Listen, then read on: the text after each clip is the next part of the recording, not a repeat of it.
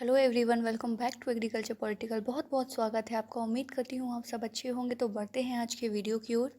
Today's video we are going to talk about the procedure for choice filling in counselling process of ICR 2023। तो आज हम basic procedure जो आपको follow करना है चॉइस फिलिंग के टाइम, उसके बारे में बात करेंगे। अभी फ़िलहाल रजिस्ट्रेशन और चॉइस फिलिंग नहीं स्टार्ट हुआ है पीजी और पीएचडी कोर्सेज़ के लिए। जब स्टार्ट होगा तो प्रॉपर उसका भी वीडियो आएगा। अभी आपके लिए बेसिक इन्फॉर्मेशन है कि किस तरीके से चॉइस फिलिंग करनी चाहिए, और ये सारी कोर्सेज़ के लिए है। इसमें आपको बेसिक रूल्स मैं बताऊंगी जो कि आईसीआर द्वारा दिए गए हैं कि चॉइस फिलिंग किस प्रकार होगी और किन किन बातों का ध्यान आपको रखना चाहिए चॉइस फिलिंग करते वक्त, क्योंकि ऑफ इन्फॉर्मेशन की वजह से कई बार गलती हो जाती है और फिर बाद में वो सुधर नहीं पाती। हमें इन्फॉर्मेशन नहीं होती कि किस प्रकार प्रोसेस होगी।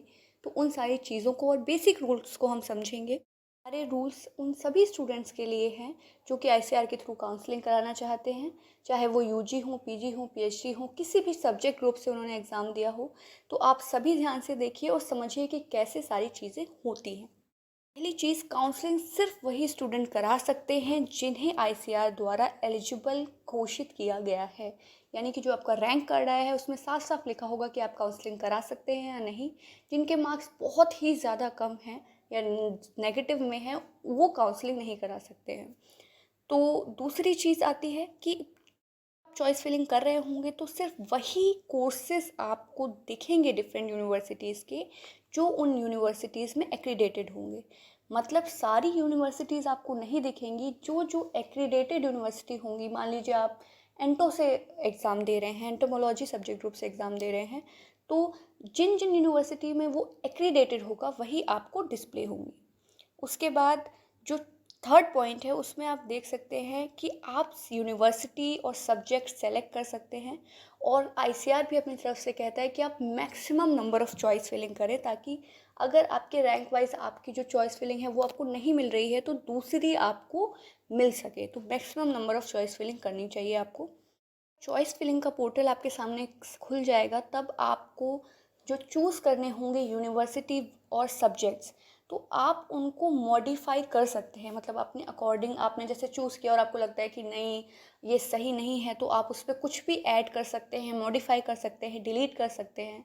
मान लीजिए आपने 5 यूनिवर्सिटीज़ चुनी, अब आपको लगता है नहीं मुझे दूसरी यूनिवर्सिटी इस प्रेफरेंस पे रखनी है, तो आप उसको डिलीट करके पहली वाली यूनिवर्सिटी रख सकते हैं अकॉर्डिंग टू योर चॉइस। और आप अपना सब्जेक्ट और यूनिवर्सिटीज़ चुन सकते हैं।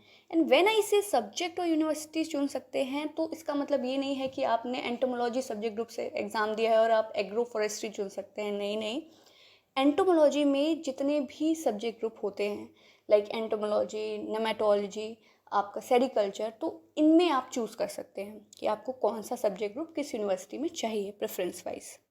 जिस सब्जेक्ट ग्रुप से एग्ज़ाम दिया है सिर्फ उसी के ही सब्जेक्ट ग्रुप आपको चुनने हैं, और कोई ऑप्शन आपके सामने नहीं होगा।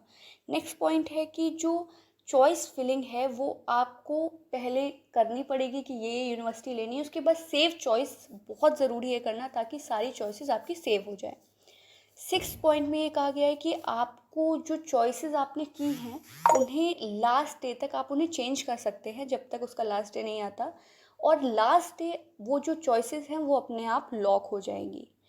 ऐसे स्टूडेंट जिन्होंने चॉइस फिलिंग नहीं की है या चॉइस अपनी सेव नहीं की है, उन्हें बिल्कुल भी कंसीडर नहीं किया जाएगा फर्दर काउंसलिंग के लिए, क्योंकि उनकी चॉइसेस आईसीआर तक नहीं पहुंच पाएंगी। ऑब्वियसली जब आप सेव नहीं करेंगे तो बहुत ज़रूरी है सेव करना।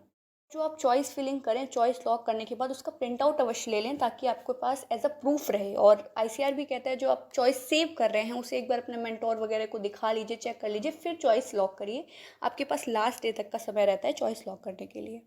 सेवन्थ पॉइंट ये हमारे स्टूडेंट के लिए नहीं है, ये यूनिवर्सिटीज़ के लिए है। जिन जिन यूनिवर्सिटीज़ में स्टूडेंट अप्लाई करेंगे तो उन्हें भी लॉगिन आईडी दी जाएगी। वो चेक कर सकते हैं कि कितने स्टूडेंट उनके यहाँ अप्लाई कर रहे हैं। लास्ट में आप जो चॉइस फिलिंग करेंगे, चॉइस लॉक करेंगे, वो आपकी मेरिट के अकॉर्डिंग प्रोसेस किया जाएगा, और अगर आपको सीट मिलती है तो आपको ईमेल या एसएमएस के थ्रू नोटिफाई कर दिया जाएगा। आप अपने लॉगिन पोर्टल पे भी जाकर चेक कर सकते हैं कि कौन सी सीट आपको मिली है। इस फिलिंग और सीट अलॉटमेंट के बाद कई स्टूडेंट अपग्रेडेशन चाहते हैं, और एडमिशन का क्या प्रोसेस रहता है उसके लिए दूसरी वीडियो आई होगी। आई होप ये वीडियो आपके लिए यूज़फुल रही होगी। कोई भी प्रश्न है आपका, आप कमेंट बॉक्स में पूछ सकते हैं, मैं जवाब देने का प्रयास करूँगी। बहुत बहुत धन्यवाद।